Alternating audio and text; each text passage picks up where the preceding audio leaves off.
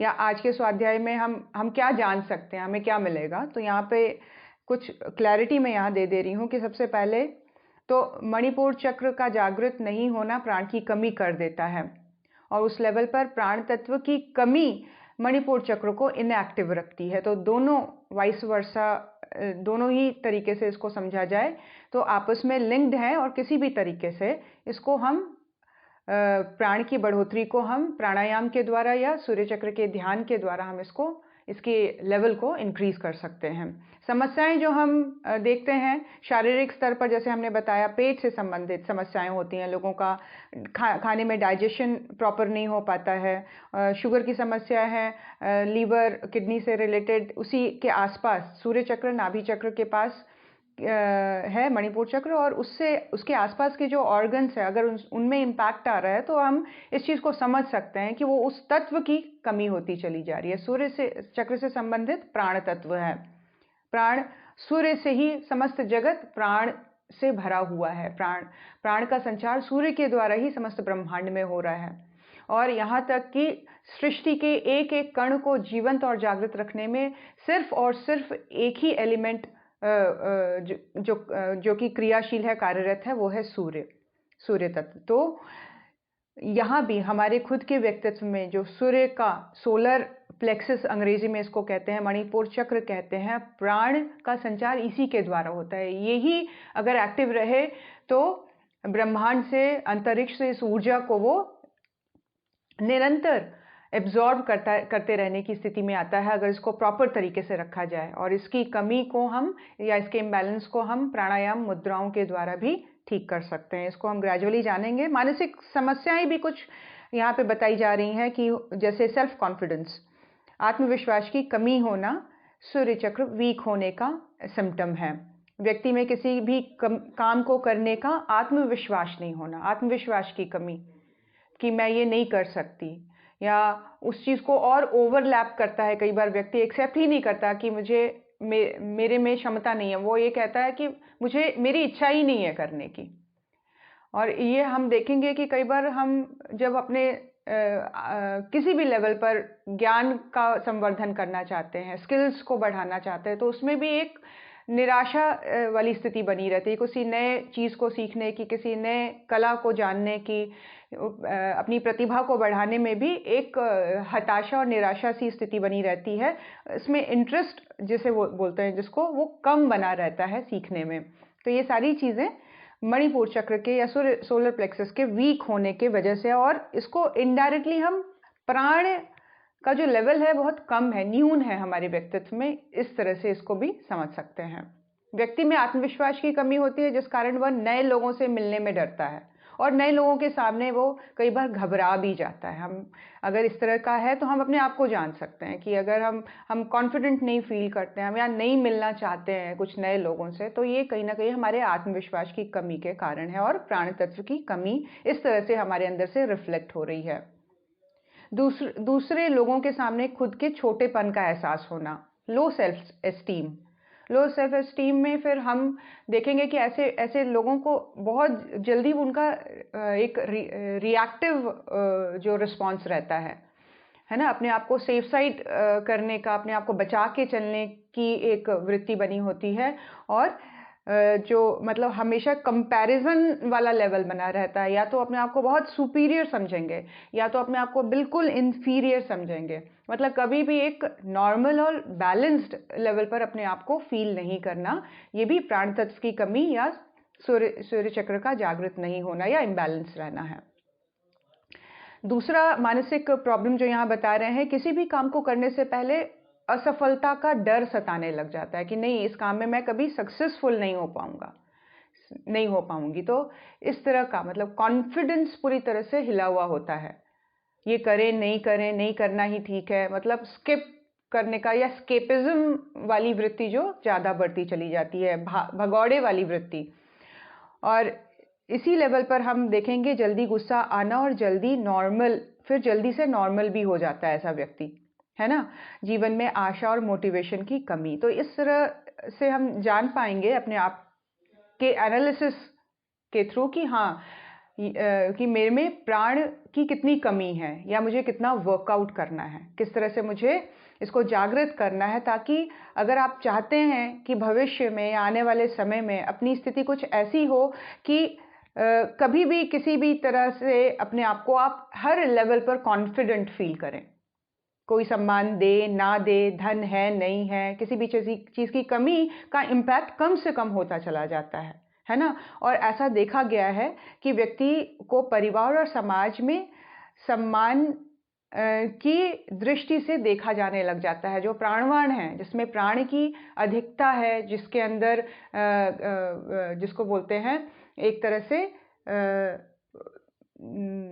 वो शब्द मेरे अभी उसमें नहीं आ रहा है मुंह में, हाँ जीवटता, सॉरी। जो कई लोग देखेंगे हम बहुत जीवट होते हैं, बहुत एक्टिव होते हैं अपनी रिक्वायरमेंट के लिए औरों की रिक्वायरमेंट के लिए, किसको क्या चीज़ की ज़रूरत है, रिश्तों को कैसे बना के चलना है, लेके चलना है, किस तरह से समाज में एक बैलेंस कर लेते हुए अपने जीवन को लेकर चलना है। तो ये सारी एक समझ के रूप में ये व्यक्ति जो होता है प्राण से भरा हुआ, वो बड़े सही तरीके से खेल की तरह से जीवन को लेता हुआ आगे बढ़ता है, और ऐसा व्यक्ति सम्मान का अधिकारी होता देखा जाता है समाज में। मणिपुर चक्र जागृत व्यक्ति में उच्च पद की प्राप्ति करता है। ऑब्वियसली जिसमें आत्मविश्वास है वो बड़े से बड़े संकल्प को लेकर चल पाता है, देर तक चल पाता है, और अपने ध्येय को प्राप्त करने की प्रबल प्रचंड इच्छा उसके मन में जो होती है उसको वो पा के रहता है। क्यों? प्राण तत्व इस तरह से ही काम करता है। चाहे फिर उसके बदले आपको श्रेष्ठतम आध्यात्मिक उन्नति चाहिए या भौतिक स्तर पर, वर्ल्डली लेवल पर, वर्ल्डली अचीवमेंट के लेवल पर आप बड़े बड़े पदों को, बड़े बड़े चीज़ों को अपने जीवन में मैनिफेस्ट कर सकते हैं। तो ये किस चीज़ का रिफ्लेक्शन है? प्राण तत्व का। धन को आकर्षित करने वाले चुंबक की तरह वो व्यक्ति हो जाता है जो काम को करने का निर्णय लेता है, उसमें सफलता प्राप्त करता है ना। ज्ञान प्राप्त करने की लालसा उसमें रहती है, वो हमेशा इस चीज़ के लिए अपने आप को प्रेरित करता है, मोटिवेटेड रहता है कि मुझे हमेशा कुछ ना कुछ नया सीखना है। स्किल्स को बढ़ाता है, प्रतिभा को बढ़ाता है, समय का एक क्रिएटिव तरीके से उसको यूटिलाइज करता है। तो प्राण तत्व अगर बैलेंस है तो इस तरह के जो क्वालिटीज़ है वो व्यक्ति में होंगे, है ना। खुद पर आत्मनियंत्रण होता है, पेट से संबंधित समस्याएं उसको नहीं होती हैं। पेट से संबंधित प्रॉब्लम्स एक बहुत मोटे लेवल पर अगर अपना समझना है स्थिति को, प्राण की स्थिति को, तो सबसे पहले ईजिएस्ट वे है कि हम देखें कि बॉडी के लेवल पर पेट से रिलेटेड और उसके आसपास के ऑर्गन्स किस तरह से काम कर रहे हैं, कहीं कोई प्रॉब्लम तो नहीं है। तो ये प्राण के लेवल को इंडिकेट कर रहा है हमारी बॉडी में।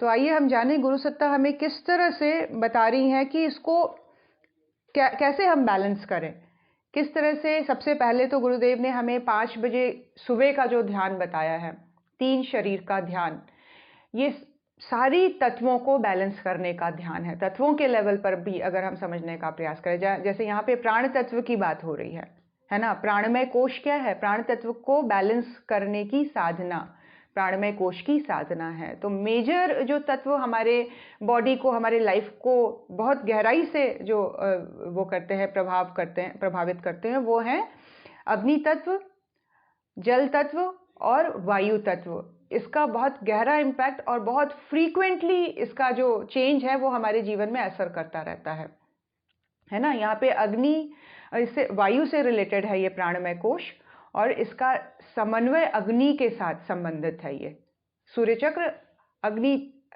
तत्व से बना हुआ चक्र है, जिसका संबंध वायु को, जो हमारे शरीर में 5 प्रकार के वायु हैं, उसको बैलेंस करने का काम करता है। ये तीनों जो तत्व हैं आपस में संबंधित हैं। तो देखा जाए कि सूर्य चक्र को जब गुरुदेव 3 शरीर के ध्यान में बैलेंस करवाते हैं सूर्य के किरणों के प्रवेश के द्वारा, तो ये तीनों तत्वों को हमारे शरीर में बैलेंस करता है, तीनों तत्वों को हमारे शरीर में स्वास्थ्य की स्थिति में ले आता है, दृढ़ता की स्थिति में ले आता है, स्ट्रांग बनाने की, स्टेबल करने की स्थिति में स्टेबिलिटी को ले आता है ये तत्वों के लेवल पर। तो एक तो हुआ सुबह का 3 शरीर का ध्यान, विच इज़ गाइडेड बाय परम पूज्य गुरुदेव पंडित श्री राम शर्मा आचार्य जी। उनके द्वारा गाइडेड साधना से हम अपने समस्त चक्रों के साथ साथ तत्वों को बैलेंस कर सकते हैं। चक्र, तत्व और हमारे जितने भी ग्लैंड्स हैं, ये सारे आपस में इंटरलिंक्ड हैं, इंटरकनेक्टेड हैं। तो इन सभी का परिमार्जन होना शुरू हो जाता है, इन सभी का रिफाइनमेंट होना, बैलेंस होना, है ना, स्टेबलाइज होना शुरू हो जाता है। तो एक रहा ध्यान, वो भी 3 शरीर के ध्यान के माध्यम से। गुरुदेव यहाँ पे प्राणायाम का प्रोसेस बता रहे हैं और बहुत सावधानी बरतने के तरीके से बता रहे हैं। गुरुदेव कह रहे हैं कि श्वास को खींचने और उसे अंदर रोक सकने और बाहर निकालने की एक विशेष क्रिया पद्धति है। इस विधान के अनुसार प्राण को उसी प्रकार अंदर भरा जाता है जैसे साइकिल के पंप से ट्यूब में हवा भरी जाती है। यह पंप इस प्रकार बना होता है कि हवा को भरता है पर वापस नहीं जाने देता, है ना। साइकिल में जिस ट्यूब से हवा भरी जाती है साइकिल के टायर्स में, उसमें एक खासियत ये होती है कि उसको जब हम पंप करते हैं तो हवा अंदर तो जाती है, लेकिन उस पंप करने की स्थिति को जब हम वापस ऊपर की तरफ खींचते हैं तो वो हवा को नहीं निकालता है, हवा वाला जो प्रोसेस है वो अंदर ही रह जाता है। ठीक उसी प्रकार प्राणायाम ऋषियों ने इस तरह से बनाया है कि जब हमारा भाव उस प्राण तत्व को खींचने का बनता है तो इस टूल के थ्रू, डीप ब्रीदिंग के थ्रू, प्राणायाम के थ्रू वो प्राण तत्व अंदर ही एब्जॉर्ब हो जाता है। हमारी भावना इतनी पावरफुल है, उस टायर में हवा भरने के तरीके से हमारी भावनाएं काम कर रही हैं कि हमने सिर्फ उसको एब्जॉर्ब करने का ही भाव किया है। जब हम एक्सेल कर रहे हैं, है ना, जब हम सांस को बाहर निकाल रहे हैं तो ये नहीं आने देना है। गुरुदेव बता रहे हैं कि प्राण तत्व बाहर जाए। ऐसा करने पर पूरा प्रोसेस न्यूट्रल हो जाएगा, इसका कोई इम्पैक्ट नहीं रहेगा। इसीलिए हमारी जो भावनाएं हैं वो उसको एक तरह से वहाँ पे रिस्ट्रिक्ट कर देती हैं प्राण तत्व को, कि अंदर आया प्राण तत्व अंदर ही रह जाए, अंदर समा जाए, अंदर एब्जॉर्ब हो जाए।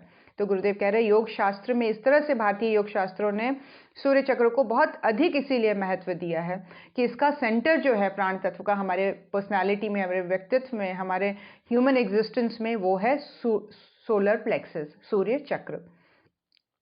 गुरुदेव आगे बता रहे हैं कि साधारण श्वास प्रश्वास क्रिया में वायु के साथ वह प्राण भी इसी प्रकार आता जाता रहता है। वायु में प्राण खींचकर खास तौर से उसे शरीर में स्थापित किया जाता है प्राणायाम की विधि के अनुसार, जैसे कि धर्मशाला में यात्री को व्यवस्था पूर्वक टिकाया जाता है। तो प्राणायाम जो है, जिसमें हम श्वास के आने जाने की प्रक्रिया के साथ अपनी भावनाओं को जोड़ते हैं, तो उस हम आकाश तत्व को, ईथर को, उस प्राण तत्व को हम बड़ी गहराई से अंदर में हम एब्जॉर्ब कर लेते हैं। गुरुदेव बता रहे हैं सोलर प्लेक्सस, सूर्य चक्र के इंपॉर्टेंस के बारे में, जिसको कि पाश्चात्य विद्वानों ने पेट का मस्तिष्क नाम दिया है, ब्रेन ऑफ द स्टमक, है ना। यह सूर्य चक्र या सोलर प्लेक्सिमा आमाशय के ऊपर हृदय की धुकधुकी के पीछे मेरुदंड के दोनों ओर स्थित है। ये एक प्रकार की सफेद और भूरी गद्दी से बना हुआ है। पाश्चात्य वैज्ञानिक शरीर की आंतरिक क्रियाविधि पर इसका अधिकार मानते हैं और कहते हैं कि भीतरी अंगों की उन्नति अवनति का आधार यही केंद्र है। किंतु बात यहीं तक समाप्त नहीं होती। सूर्य चक्र का कार्य और महत्व इससे अनेक गुना अधिक है जितना कि वे लोग मानते हैं। ऐसा देखा गया है कि इस केंद्र में यदि जरा कड़ी चोट लगे तो मनुष्य की तत्काल मृत्यु भी हो सकती है। तो इसकी जो एग्जिस्टेंस है उसको गुरुदेव ठीक से समझाते हुए बता रहे हैं कि समस्त चक्रों की, सबसे पहले तो इस बात की क्लैरिटी कर लीजिए कि कोई भी चक्र अगर हम समझाने के लेवल पर बोलते हैं कि नाभि पर, या आगे की लेवल से समझाते हैं चेस्ट पर या गर्दन, है ये इन सब की एग्जिस्टेंस स्पाइनल कॉर्ड के ऊपर, है ना, मेरुदंड के ऊपर ये सारे स्थित हैं पीछे। इसीलिए यहाँ पे गुरुदेव समझा रहे हैं ठीक हृदय की धुकधुकी और आमाशय, यह सूर्य चक्र या सोलर प्लेक्सिमा आमाशय के ऊपर हृदय की धुकधुकी के पीछे मेरुदंड के दोनों ओर स्थित है। स्पाइनल कॉर्ड के दोनों पॉइंट में अगर हम टच करके देखेंगे हार्ट के थोड़ा सा नीचे, जहाँ एक गड्ढा नुमा हमें महसूस होता है और जहाँ हम फील करते हैं हार्ट बीट को, वहाँ पर ठीक सीध में स्पाइनल कॉर्ड के दोनों तरफ इसकी एग्जिस्टेंस मानी गई है। गुरुदेव बता रहे हैं मेरुदंड के दाहिने बाएं ओर और नाड़ी गुच्छकों दाहिने बाएं दोनों ओर नाड़ी गुच्छकों की 2 श्रृंखलाएं चलती है। ये गुच्छक आपस में संबंधित हैं। इन्हीं में सिर, गले, छाती, पेट आदि के गुच्छक भी आकर मिलते हैं। अन्य अनेक नाड़ी तंतुओं का भी वही जमघट है। इसका प्रथम विभाग सीधे, जिसे मस्तिष्क मेरु विभाग कहते हैं, शरीर के ज्ञान तंतुओं से घनीभूत हो रहा है।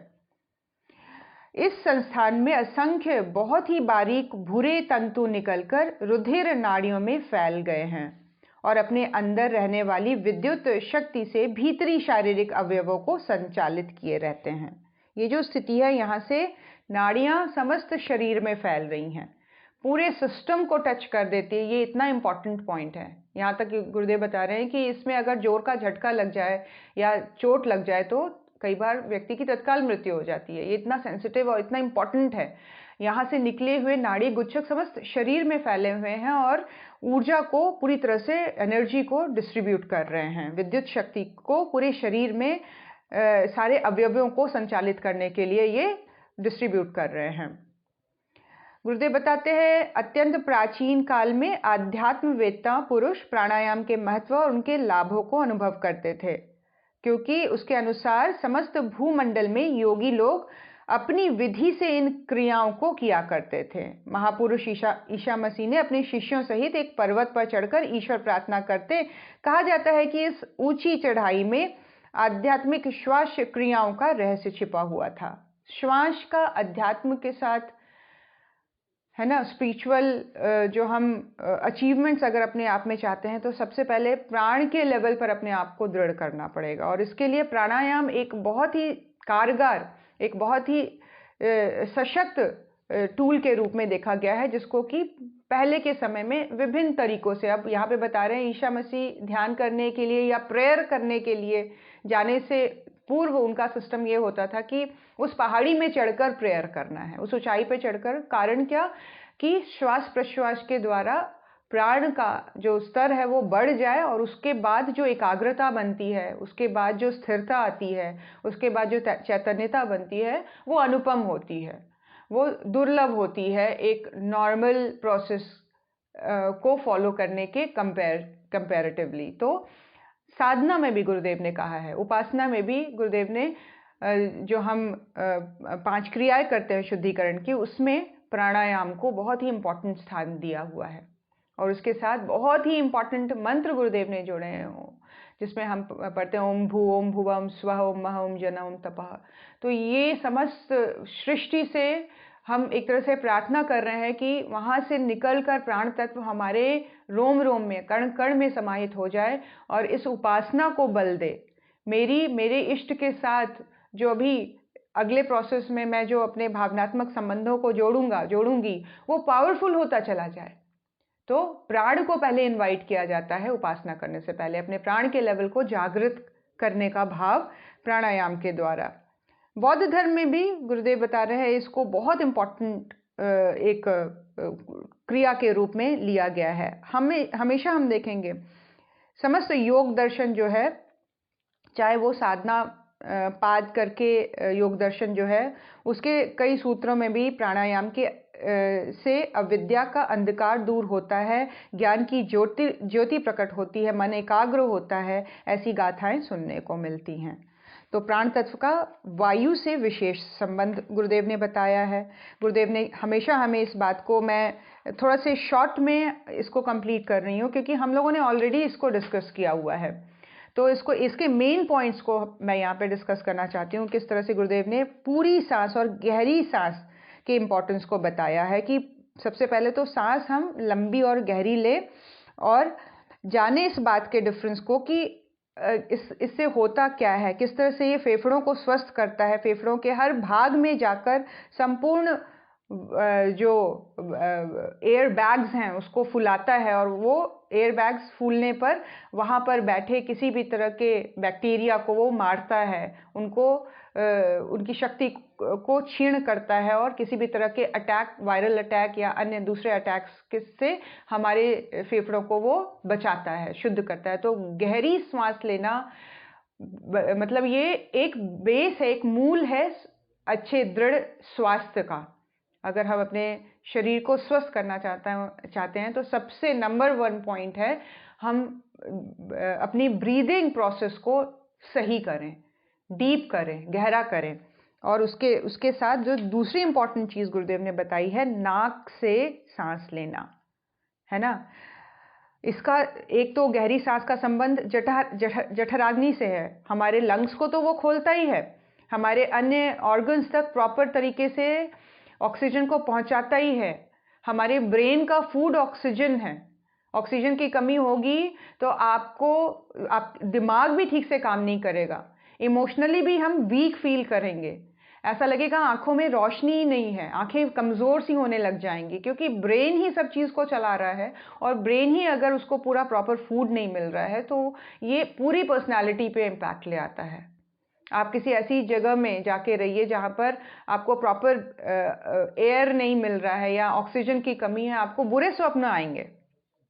इस चीज़ का एक्सपेरिमेंट करके देखिए। कई बार लोग सर्दी में चूल्हा जलाकर या कुछ ऐसे गलत चीज़ों का प्रयोग करके सो जाते हैं कमरे को गर्म करने के लिए, और फिर बाद में ऐसे गलत उनके एक्सपीरियंसेस हुए हैं। कई बार तो ऐसी खबर सुनने को मिली है कि व्यक्ति ने का मतलब शरीर ही छूट गया, क्योंकि ऑक्सीजन की बिल्कुल कमी हो गई और ऐसे कमरे में वो लोग सोए रह गए, पूरा परिवार का परिवार।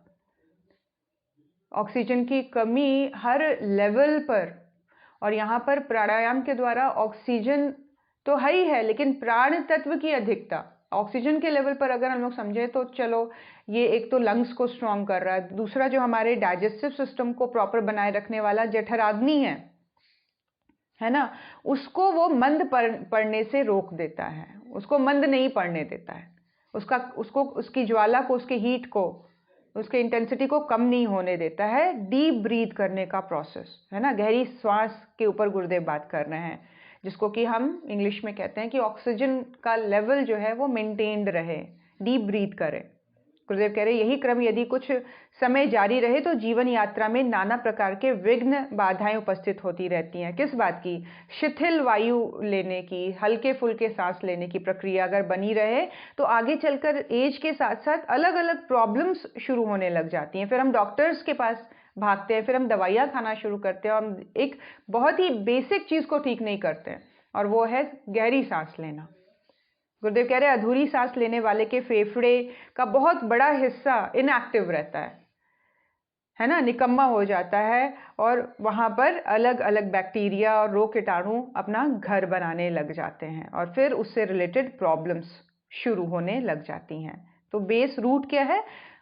ठीक से ब्रीद करें, डीप ब्रीद करें। प्राणायाम विज्ञान का सबसे पहला और आरंभिक पाठ यह है कि पूरी तरह से गहरी सांस लें, है ना। ऐसी आदत डालने का प्रयत्न करना चाहिए कि सदैव इस प्रकार सांस लिया जाए कि वायु से पूरे फेफड़े भर जाएं।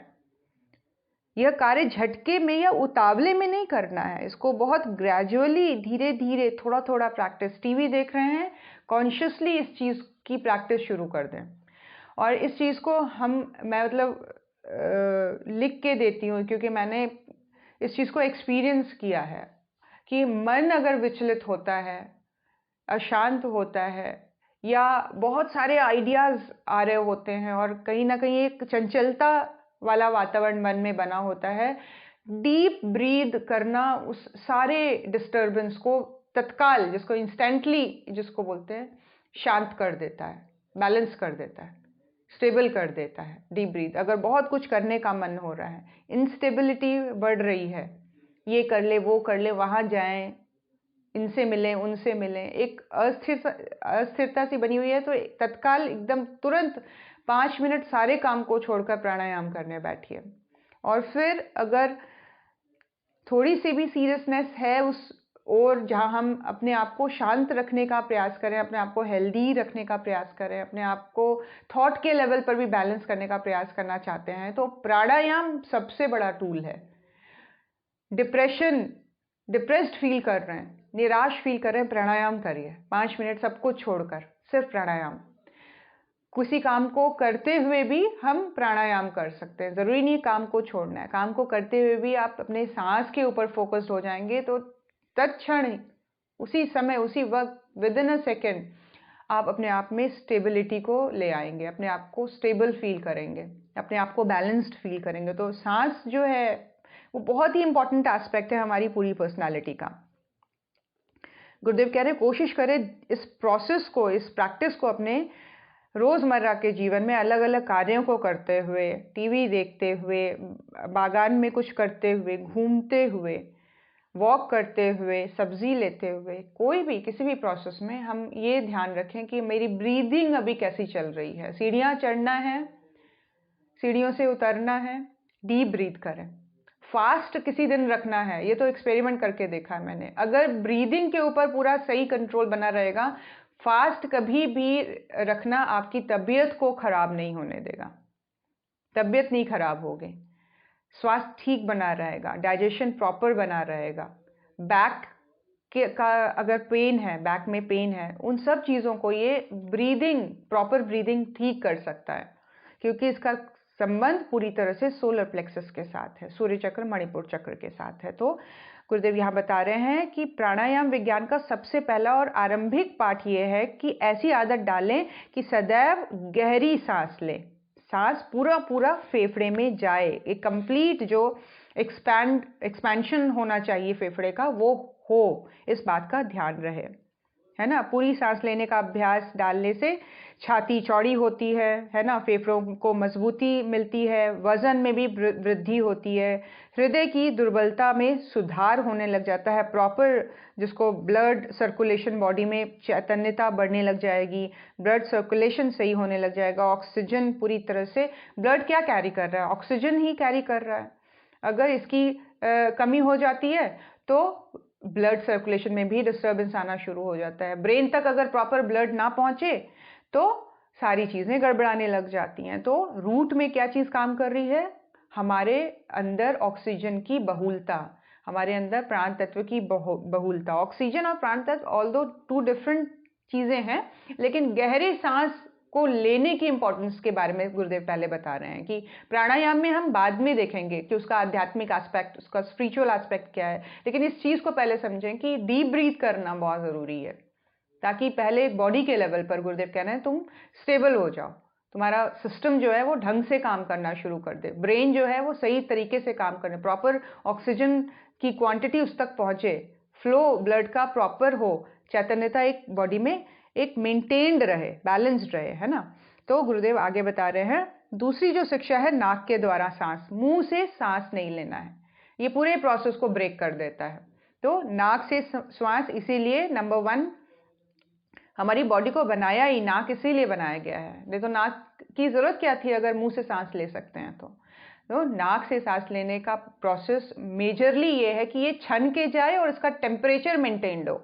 2 मेजर पॉइंट्स, जब हम नाक से सांस लेते हैं तो फेफड़े तक जाने से पहले पहले उसका टेम्परेचर बॉडी के टेम्परेचर से मैच हो जाता है, इस तरह का सिस्टम बनाया गया है। और दूसरा, जो उस कण हवा में जो धूल कण है वो नाक के बाल के द्वारा, और जो लिक्विड होता है नाक के अंदर नॉस्ट्रल में, वो लिक्विड के होने की वजह से वो चीज़ें वहाँ पे डस्ट जो चिपक जाती हैं और साफ वायु फेफड़े तक पहुँचती है, और किसी भी तरह की जो अनवांटेड चीज़ें हैं वो बाहर ही रुक जाती हैं और टेम्परेचर मेंटेन होकर अंदर तक पहुँचता है। तो मुंह से सांस, मुंह में नासिका की तरह बाल नहीं होते हैं, है ना, और वहाँ पे ऐसा कोई चिपचिपा द्रव्य भी नहीं है मुंह में जो डस्ट पार्टिकल्स वहाँ चिपक जाए। तो सबसे इम्पॉर्टेंट चीज़ नाक से सांस लेना। प्राणायाम के अभ्यासियों को, योगियों को यह कड़ी आदत, ये कड़ी हिदायत होती है कि वे सदा ही नाक से सांस लें।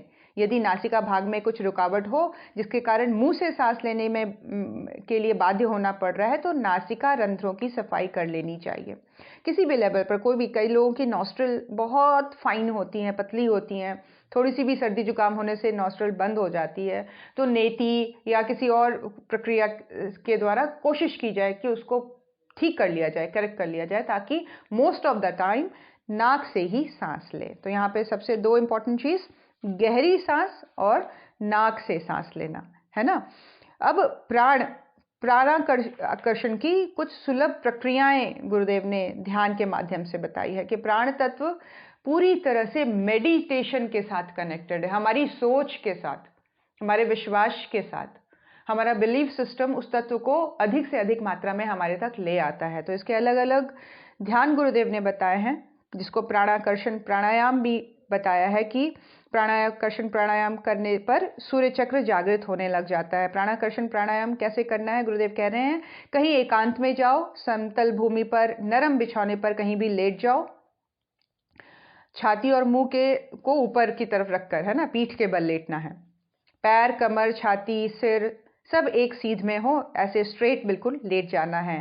दोनों हाथ सूर्य चक्र पर, आमाशय का वो स्थान जहां पसलियां और पेट मिलते हैं, है ना, पसलियां और पेट जहां पे आपस में मिल रहे हैं, गड्ढा सा है, वहां पर दोनों हाथों को टिका देना है, ऐसे लेट जाना है। मुंह को बंद रखना है, शरीर को बिल्कुल ढीला छोड़ देना है, मानो वह कोई निर्जीव वस्तु है और इससे तुम्हारा कोई संबंध ही नहीं, इमोशनली अटैच ही नहीं है इस बॉडी के साथ।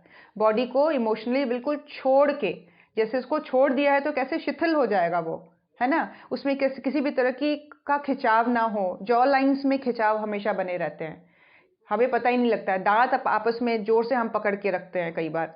ये सारी चीज़ें प्राण की कमी के कारण ही होता है। ऑक्सीजन की कमी के कारण हमारे अंदर उस लेवल पर जब हम ब्रेन को प्रॉपर नहीं दे पाते तो जॉ लाइंस खिंच जाएंगी, कड़ी हो जाएंगी, दबाने लग जाएंगे आपस में एक दूसरे को, है ना। तो ये सारे साइन हैं कहीं ना कहीं प्राण तत्व की कमी। तो अब गुरुदेव कह रहे हैं कि अब उसको भरपूर करने के लिए अपने अंदर ये ध्यान प्रोसेस को करना है। कैसे? अपनी बॉडी को बिल्कुल शिथिल, कहीं कोई स्ट्रेस नहीं होना चाहिए, कहीं कोई भारीपन नहीं होना चाहिए, बॉडी को बिल्कुल किसी और सामान की तरह, उसको झोले की तरह कहीं पे डाल दिया है, ऐसे शिथिल कर देना है, कोई संबंध नहीं है इससे मेरा, ऐसा भाव अंतर्मन में लाना है।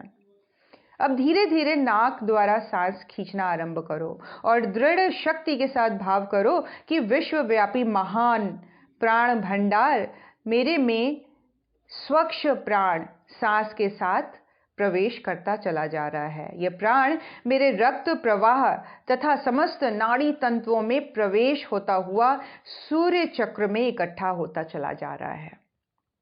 क्या देखना है? नाक से व्हाइट लाइट को या गोल्डन लाइट को प्राण तत्व के रूप में एक बहुत ही जिसको बोलते हैं ह्यूज मात्रा में उसको देखना है।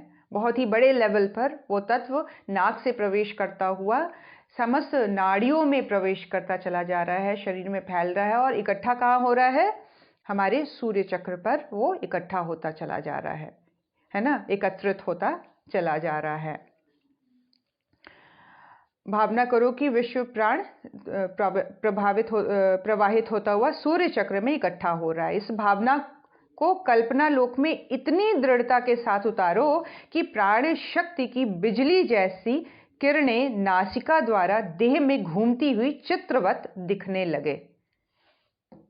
क्या बोल रहे हैं कि आपको इस तरह से इसको विजुअलाइज करना है, इस तरह से कि कोई इलेक्ट्रिसिटी, जैसे बिजली चमकती है बादल में कैसे दिखाई देती है, ठीक वैसे ही एकदम ही कड़कती हुई, चमकती हुई, बिल्कुल तीव्रता से मूव करती हुई, बहुत ही जिसको बोलते हैं एजाइल जो मूवमेंट होती है लाइट की, वैसी दिखती हुई कोई बिजली है जो समस्त शरीर में प्रवाहित हुई है और वो कहाँ प्रवेश कर रही है, इकट्ठी हो रही है? नाभि चक्र में इकट्ठी होती चली जा रही है। पूरी गुरुदेव कह रहे हैं इस भावना में, इस कल्पना में पूरा विश्वास जग जाए और ये अनुभूति तुम्हें एकदम से चित्रवत दिखने लग जाए अपनी बॉडी में, ऐसा होता है ना, विजुअलाइज कर सको इसको पूरी तरह से क्लियरली, और उसमें प्राण प्रवाह बहता हुआ आ रहा है।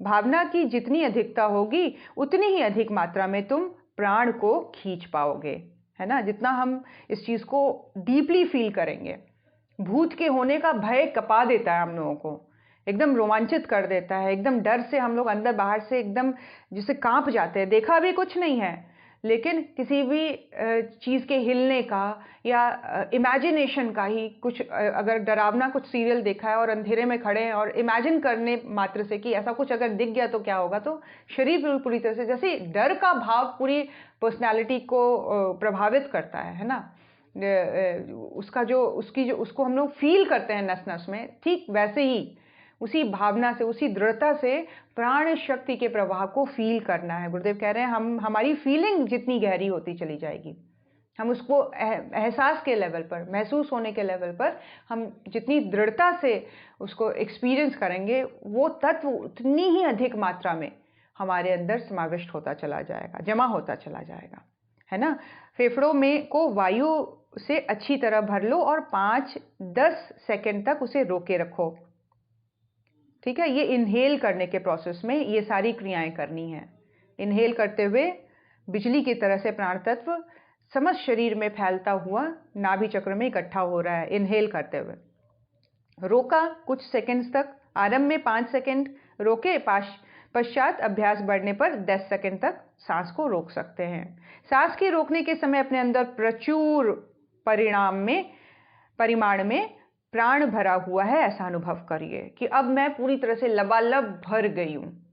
मतलब रोम रोम कण कण, एक एक कोना कोना प्राण तत्व से भर गया। जैसे बलून हवा से भरा होता है, वैसे मेरा शरीर का रोम रोम कण कण प्राण तत्व से पूरी तरह से भर गया, जैसे फटने वाला हो रहा है, ऐसा पूरी तरह से भरा हुआ लबालब महसूस करें, है ना। सांस के रोकने के समय अपने अंदर प्रचुर परिमाण में भरा हुआ अनुभव करें। अब वायु को धीरे धीरे बाहर निकालो। निकालते समय ऐसा अनुभव करो शरीर के सारे दोष, मन के सारी कमजोरियां, दुर्बलताएं, रोग, विष आदि सारी चीजें बाहर निकलती चली जा रही हैं। सारी चिंता परेशानी को निकाल दीजिए, निकाल दिया, छूट गए, एक्चुअली छूट गए। ऐसा अपने आप को हल्का अनुभव करना है, अपने आप को एनर्जेटिक फील करना है, अपने आप को प्रसन्नता से भरा हुआ अनुभव करना है। 10 सेकंड तक बिना हवा के रहो और पूर्ववत प्राणाकर्षण प्राणायाम आरंभ कर दो, है ना। जब हम एक्सेल भी करते हैं तो उसके बाद बाह्य कुंभक होता है, जिसको हम रोकना बोलते हैं, कि सांस को फिर से 10 सेकंड्स के लिए रोका। 5 to 10 सेकंड्स का कुंभक करने को बोला गया, इनहेल करते हुए भी और एक्सेल करने के बाद भी। गुरुदेव कह रहे हैं स्मरण रखो कि प्राणाकर्षण का मूल तत्व सांस खींचने छोड़ने से नहीं, वरन उसमें जो हमारी भावनाएं जुड़ रही हैं उसके अनुसार अपने शरीर में प्राण का प्रवेश होता हुआ चित्रवत दिखाई देने लगेगा। इस प्रकार श्वास प्रश्वास की प्रक्रियाएं 10 मिनट कर लेने से धीरे धीरे इसको आधे घंटे तक बढ़ा लेना चाहिए। अब ये डिपेंड करता है कि हमने इसकी इंपॉर्टेंस को कितनी गहराई से समझा है, कितना इस चीज को इंपॉर्टेंस दे रहे हैं। नहीं तो हम व्हाट्सएप में, फेसबुक में 1-1 घंटा, 2-2 घंटा, 3-3 घंटा निकाल देते हैं। लेकिन ये चैलेंज है आप सबके लिए कि आप प्राणायाम के लिए आधा घंटे का समय निकाल पाएंगे, और तब निकाल पाएंगे जब इसकी इंपॉर्टेंस को हम एक बार के लिए एक्सपीरियंस कर लेंगे कि इसको करके देखा और ये चेंज मेरे में आया, इसको करके देखा, उस दिन मेरा जो काम करने का स्पीड था, मेरा जो थॉट प्रोसेस बना हुआ था, जो मेरी एनर्जी लेवल बना हुआ था, मैं कॉन्फिडेंट फील कर रही थी, मेरा सेल्फ एस्टीम हाई होता चला जा रहा था। तो इस चीज़ को जब हम एक्सपीरियंस करेंगे तो हम ऑब्वियसली इस प्रोसेस को, इस प्रैक्टिस को बढ़ाएंगे ही। इसीलिए पहले हम अगर चाहते हैं वो चेंज हमारे अंदर आए, अगर हम कंफर्टेबल हो गए निराश रहने में, हताश रहने में, नहीं सीखने में, है ना, ब्लेम करने में और दूसरों को नीचा समझने में या अपने आप को नीचा समझने में हम कंफर्टेबल है, तो ज़रूरत नहीं है इस चीज़ की। ये उनके लिए है जो वाकई सबसे पहले तो अपने लाइफ को, अपने नॉर्मल लाइफ को, स्पिरिचुअल लाइफ तो बाद में आता है, पहले बॉडी के लेवल पर, माइंड के लेवल पर हम अपने आप को हेल्दी करने के लिए कितने इंटरेस्टेड हैं। फिर वो चीज़ आगे आके गुरुदेव बता रहे हैं कि अध्यात्म में फिर वो व्यक्ति प्रवेश करेगा। अध्यात्म में प्रवेश करना कमजोरों की बात नहीं है, निराश हताश मन की बात नहीं है। ये उनकी दुनिया है जो प्राण से भरे हुए हैं, जो संकल्प में जीना जानते हैं, जिनको संकल्प में मजा आता है, जो अपने आप को डिसिप्लिन और रिस्ट्रिक्ट रखने में एंजॉय करते हैं, और इसके लिए हाई लेवल का प्राण तत्व चाहिए, प्राणमय कोश की साधना चाहिए। तो ये this is one of the tool जहाँ प्राणायाम, प्राणाकर्षण प्राणायाम। उसके बाद गुरुदेव हमें और भी बहुत सारी चीज़ें बताएंगे जिसमें आगे के क्रम में हम जानेंगे ध्यान के माध्यम से, है ना, प्राण किस तरह से डिफरेंट लेवल पर काम कर रहा है, किस तरह से हमारे पेट डाइजेशन से संबंधित है। अलग अलग प्राण के नाम यहाँ पे मैं एक बार ले देती हूँ, जिसको हम बाद में डिस्कस करेंगे। समान, है ना, उदान, व्यान, देवदत्त, ये सारी चीज़ें हैं जो अलग अलग रूप में अलग अलग क्रियाओं को संभाले हुए हैं हमारी बॉडी में, और उनका फंक्शन किस तरह से प्राण तत्व की साधनाओं के द्वारा और सशक्त होता चला जाएगा।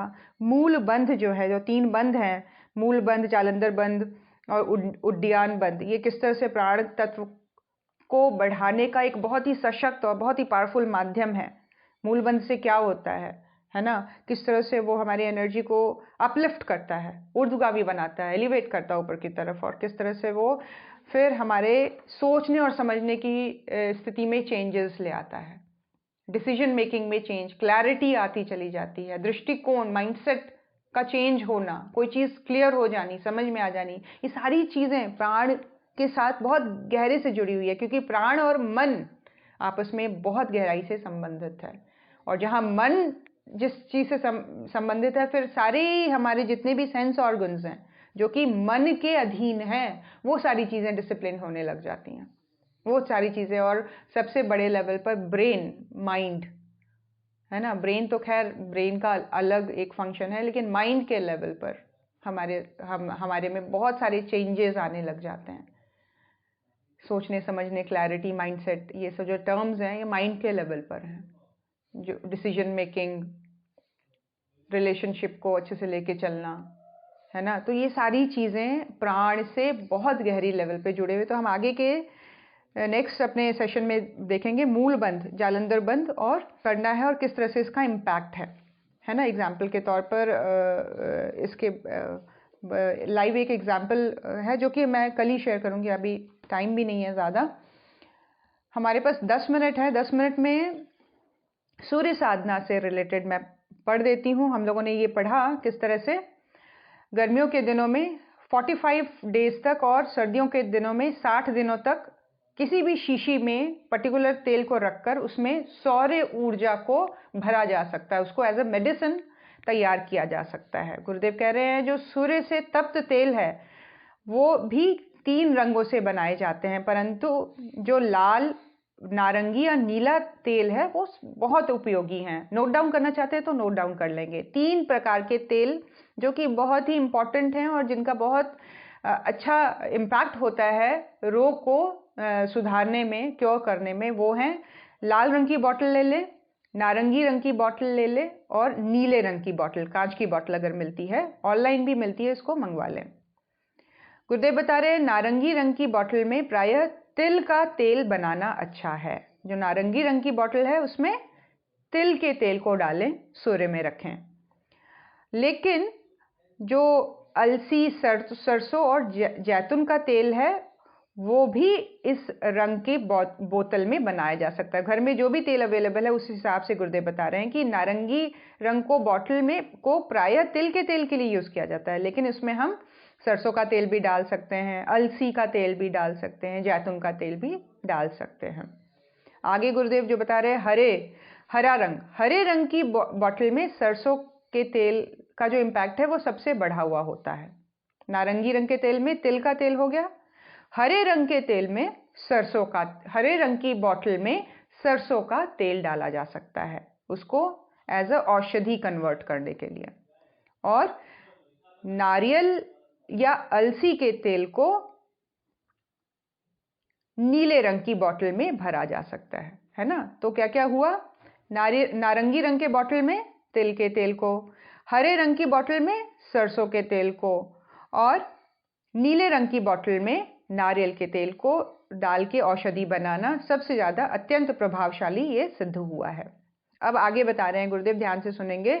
घुटनों के दर्द में क्या करना है? घुटनों के दर्द में बॉटल कौन सी लेनी है? नारंगी रंग की, ऑरेंज कलर की बॉटल लेनी है, और इसको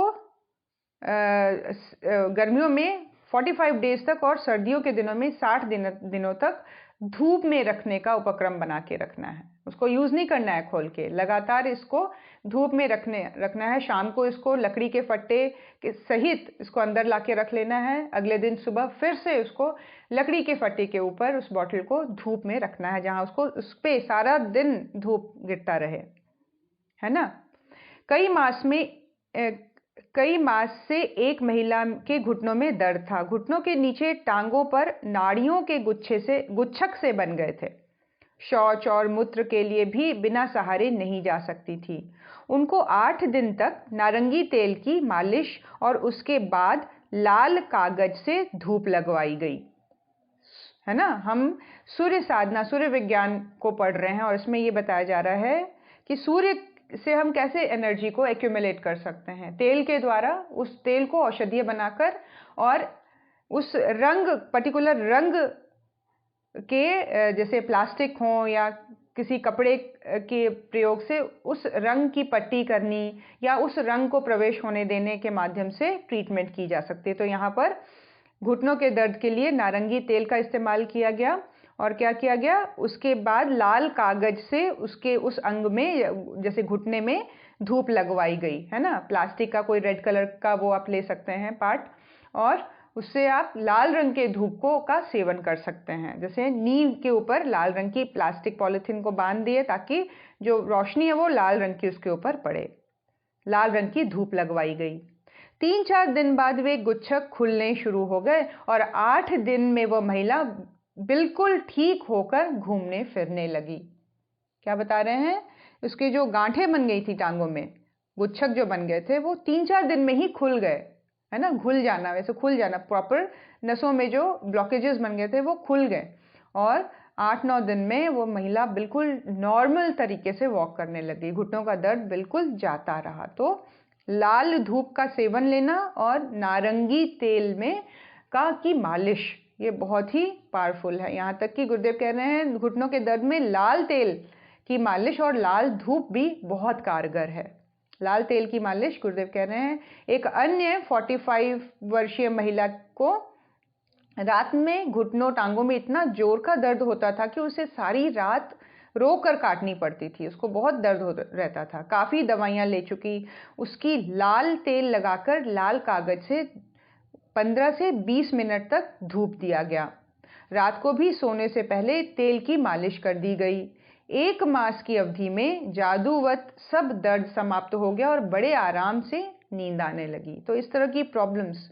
अब यहाँ लाल बॉटल में कौन सा तेल डालना है, गुरुदेव यहाँ मेरे ख्याल से इस चीज़ को मेंशन नहीं किया है। गुरुदेव कह रहे हैं हर एक कलर में सरसों तेल को यूज़ किया जा सकता है, एक कॉमन तेल के रूप में सरसों तेल। तो लाल बॉटल में सरसों तेल डालकर भी और लाल धूप का सेवन करने से उस महिला के 1 महीने के अंदर अंदर इस तरह के दर्द, जो कि रात को वो सो ही नहीं पाती थी, रोती थी दर्द से, तो उसको आराम की नींद आई बहुत दिनों के बाद।